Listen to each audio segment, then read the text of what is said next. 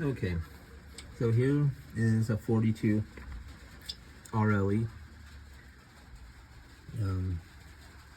We had code P700. It would only go into second gear. No reverse.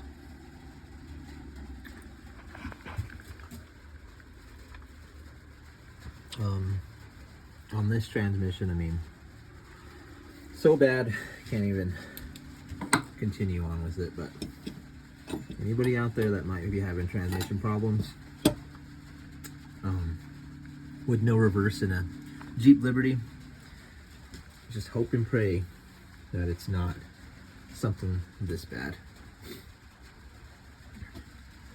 I mean, you guys can start with solenoid pack or all this junk here, or maybe transmission fluid might be bad, torque converter, but for this one, just big problems.